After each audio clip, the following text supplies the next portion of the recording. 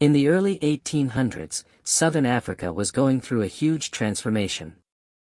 Tribes, clans, and kingdoms were engaged in an ever-shifting struggle for dominance, an era later remembered as the Mbopha or the Crushing. It was a time of upheaval, displacement, and ambition. Yet amid the chaos, one name would rise above the rest and come to define an entire generation of power.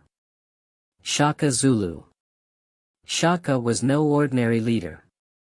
Born into a period of instability, he transformed adversity into strategy and personal pain into political ambition.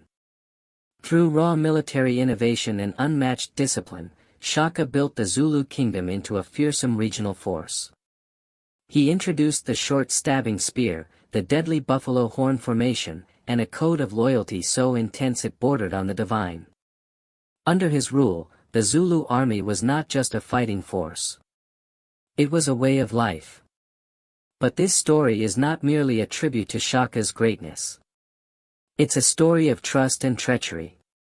It's about the man who stood closest to the flame and then helped snuff it out. That man was Mbopha KaSithayi. To most, Mbopha was a royal attendant, a quiet figure in the court. But in truth, he was far more than that. Mbopha was Shaka's confidant, a man entrusted with secrets, strategies, and ceremonial duties. He had access not only to the king's court, but to his mind. Some say Mbopha understood Shaka better than his own brothers did. And yet, in 1828, it was Mbopha who helped orchestrate the king's assassination. Why? Was it ambition, fear, patriotism, or was it something darker, something personal? Before we answer that, we must look deeper into the world of these two men, into the battlefield, the royal hut, and the politics of power. Because this is not just a tale of betrayal. It's a story of legacy, of how one man's knife ended a reign, and how history remembers them both. Mbopha KaSithayi was no mere courtier. Born into the respected Sithayi clan known for its history of service and loyalty, Mbopha was raised with a deep understanding of tribal protocol, leadership, and the delicate dance of power. He was taught early on that proximity to power was both a privilege and a burden. And in the Zulu Kingdom under Shaka, that burden was especially heavy. As Shaka rose from obscurity to become the most feared monarch in southern Africa, he built a system of governance centered around a close circle of trusted advisors known as the Izinduna. These men weren't just political figures. They were warriors, strategists, and the gatekeepers to the king. They had the king's ear, and in many ways, they were the spine of the Zulu administrative machine.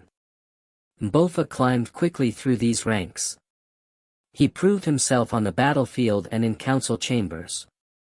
He was articulate, composed, and fiercely loyal. Unlike many who sought favor through flattery, Mbopha was respected for his discretion.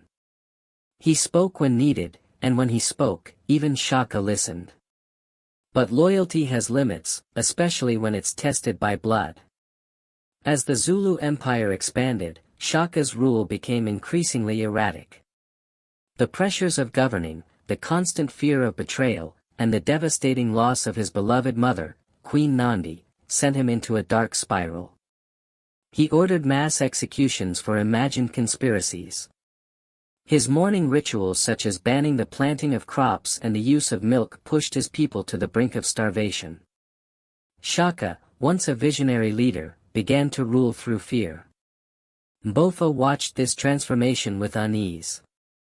The man he had once admired, the warrior king who had united a people, was now unraveling. The Izinduna whispered in corners. The people murmured in fear. And Mbopha, once a pillar of Shaka's regime, began to ask the unthinkable.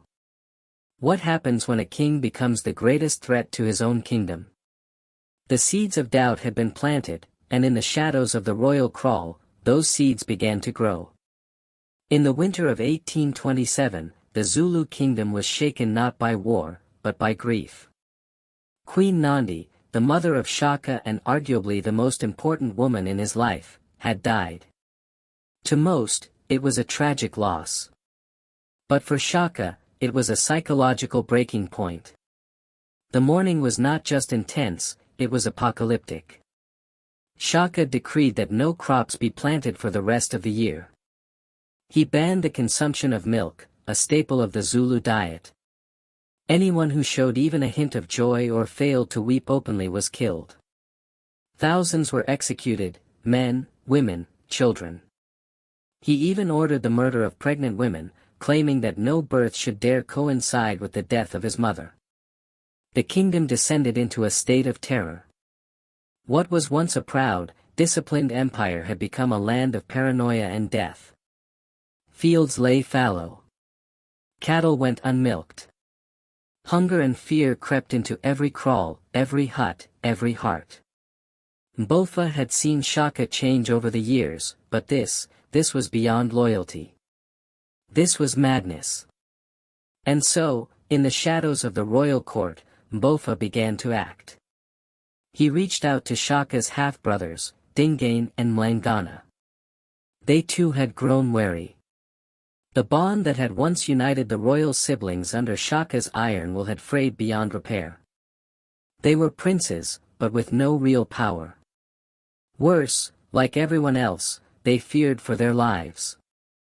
The three met in secret, behind reed fences, and under the cover of night. At first, they exchanged observations, worries, and frustrations. And finally, one conclusion. If Shaka continued on this path, there would be no Zulu kingdom left to rule. This wasn't just about ambition. It was about preservation. And so, a deadly pact was made. Dingane and Mlangana would provide the support. But it was Mbopha, trusted, familiar, and always close to the king who would deliver him. He would be the one to lead Shaka into a trap. He would be the hand that opened the door. And with that, the fate of an empire was sealed in whispers and blood. The plan was chilling in its simplicity. On the evening of September 22, 1828, Shaka Zulu was in Dikuza, his royal homestead and military stronghold. It was a place he felt safe, surrounded by loyal guards, advisors, and warriors. But trust, as it turns out, would be his downfall. Mbopha entered the enclosure with his usual calm. To any outsider, it was just another evening visitor, trusted in Duna, checking on the king. Perhaps he even exchanged a joke with Shaka, easing him into a sense of comfort. After all, Mbopha had spent years by Shaka's side. Who better to get close unnoticed? And then, in a quiet gesture that changed the course of history, Mbopha gave the signal. From the shadows, Dingane and Mlangana stepped forward, daggers in hand. The betrayal was swift and brutal. Shaka tried to resist, his warrior instincts kicking in, even in that moment of shock, but it was too late. He was overpowered, stabbed repeatedly, and left gasping for air in the very kraal he had built with fear and authority. The king who had turned the Zulu into a dominant Southern African force was dead. His body was dragged from the scene and hidden. No royal burial, no public mourning. He was buried in an unmarked grave, its location still unknown to this day. Some say the conspirators wanted to erase his legacy.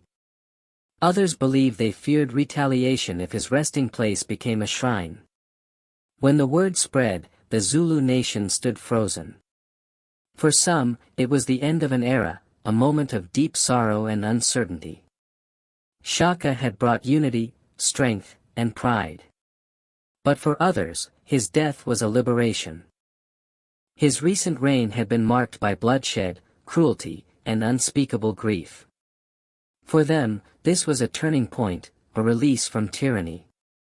And at the center of this moment stood Mbopha KaSithayi, the trusted confidant, the loyal advisor, the ultimate traitor. His hand had delivered the fatal blow, not just to a man, but to a legend. And with that, the course of the Zulu Kingdom changed forever. In the eerie calm that followed Shaka's assassination, the Zulu Kingdom held its breath.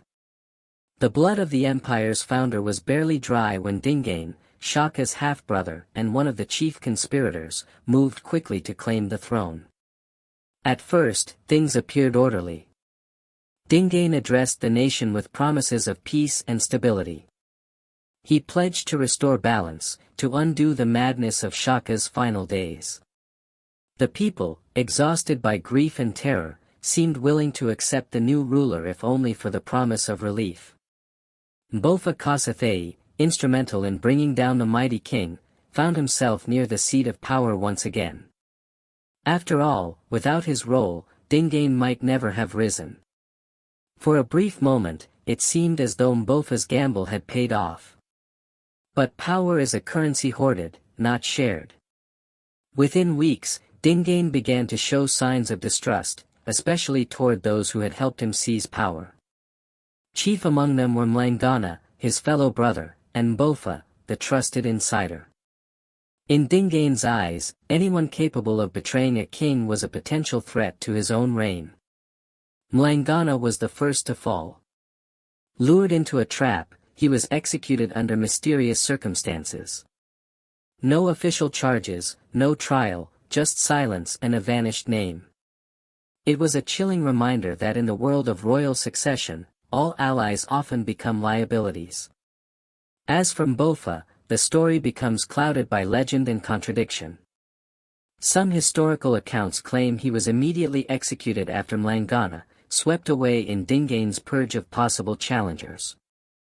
Others suggest he vanished from court life, perhaps exiled, or quietly removed from all positions of influence. There are even whispers that he was assassinated in secret, buried without ceremony like the king he betrayed. Regardless of the specifics, one truth stands firm. Betrayal breeds betrayal.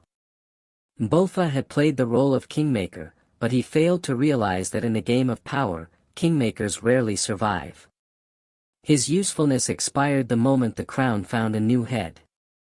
And so, like the man he helped destroy, Mbopha disappeared into the shadows of history, remembered not for the years of loyal service, but for the blade he helped thrust into the heart of an empire. Today, the name Mbopha KaSithayi doesn't appear on monuments. There are no statues carved in his likeness, no holidays in his honor. And yet his legacy lives on in whispers, in stories, in classroom debates, and in fireside folktales passed down through generations. He remains one of the most polarizing figures in South African history. To some, he is the quintessential traitor, the man who struck down Shaka Zulu, a unifier, a military genius, and a symbol of African strength. In this view, Mbopha's name is spoken with bitterness, etched into memory as the betrayer who brought down a king. But others take a different view. To them, Mbopha is a tragic figure caught in the storm of a crumbling monarchy, a man torn between loyalty and survival, who watched his leader descend into madness and feared for the future of an entire nation. They see him not as a villain, but as a man pushed to make an impossible choice, one that history has judged harshly. And then there are those who see him as a necessary evil. In this interpretation, Mbopha acted not out of hatred or ambition, but out of a desire to save the Zulu Kingdom from self-destruction. Under Shaka's increasingly violent rule, the kingdom was on the brink of collapse. Perhaps, they argue, the assassination was the only way to stop the bleeding. This complexity is reflected in Zulu oral tradition. In some folktales, Mbopha is cast as the shadowy betrayer lurking in the background, always watching. In others, he's depicted as a reluctant hero, a man who chose his people over his king. The stories vary by region, by storyteller, by time. But one thing is constant. Mbopha is never forgotten. And perhaps that's what makes his story so powerful. Because history isn't made of facts alone. It's made of memory, of interpretation, of the way we carry stories forward. Mbopha's legacy is messy, contradictory, and deeply human. He held the knife that ended a reign, but he also held the burden of choice, of conscience, of consequence. And in the end, that burden may be heavier than the blade. What does this story teach us about power, about leadership, and about betrayal? Shaka Zulu was without question a visionary. His rise to power wasn't an accident. It was built through brilliant military reforms, strategic diplomacy, and an uncanny ability to inspire fear and loyalty. He revolutionized the art of war in southern Africa, turning a loose collection of clans into a disciplined and unified kingdom. Under his leadership, the Zulu nation didn't just grow, it transformed. But greatness has a shadow. And Shaka's brilliance came with a cost. As his power expanded, so too did his paranoia. The trauma of endless battles, the constant fear of rebellion, and the devastating loss of his mother drove him into a spiral of brutality. Ritual executions, mass mourning, psychological terror. These weren't tactics of a ruler in control. They were the signs of a man grasping to hold on to something already slipping away. Mbopha KaSithayi wasn't just another conspirator. He was someone who had stood beside Shaka at his highest and lowest. He knew the king intimately, his strengths, his fears, and his growing instability. So when Mbopha turned against him, it wasn't simply treason. It was the collapse of trust, the breaking of a bond between a leader and his closest advisor. And that is perhaps the greatest lesson of all. Power unchecked corrodes even the strongest empires. When leaders begin to fear their own people more than they listen to them, when brutality replaces justice and paranoia replaces wisdom, downfall is inevitable. Not always through revolution or uprising. Sometimes, as in Shaka's case, it comes silently in a quiet moment, in a private room with a trusted voice and a hidden knife. History is full of such stories where greatness breeds isolation, and isolation breeds demise. Shaka's fall is not just a tale of one man's failure, but a mirror reflecting what happens when power loses its way. Mbopha held the blade, yes, but the wound was years in the making. And perhaps that's the harshest truth of all. Mbopha KaSithayi made a decision, one that would change the fate of a kingdom and echo through African history for generations. He stood at a crossroads between loyalty and survival, between continuing to serve a man who had lost his grip on reality or stepping into the shadows of betrayal to stop the collapse of everything they had built together. Was it the right choice? That's the question that refuses to fade. Some call him a traitor. Others call him a savior. But perhaps the truth is more complicated. Shaka was no ordinary ruler. He was a force of nature, fierce, brilliant, and terrifying. Under his leadership, the Zulu Kingdom rose like never before. But near the end, that same brilliance became a storm that consumed everything in its path, his enemies, his people, and eventually his own peace of mind. Mbopha wasn't just reacting to madness. He was trying to prevent a collapse, to stop a kingdom from falling deeper into the abyss. But he did it the only way he could, in silence, with steel, and with blood on his hands. And so we're left with the eternal question. Would you betray a tyrant to save your people? That's the power of history. It's not about heroes or villains. It's about people, flawed, complex, and forced to make choices under unbearable pressure. Mbopha didn't write his name into history books with speeches or conquests. He wrote it with a single act, and that act reshaped the legacy of an empire. If this story made you pause, made you think, made you feel something, then you're exactly the kind of person this is for. We explore the forgotten corners of African and South African history where truth is tangled in myth and every name hides a deeper story. So, if you haven't already, subscribe, hit that bell so you don't miss the next story. And let's talk in the comments. What would you have done in Mbopha's place? Was it betrayal or bravery? See you in the next one. And until then, remember history lives in the choices we make.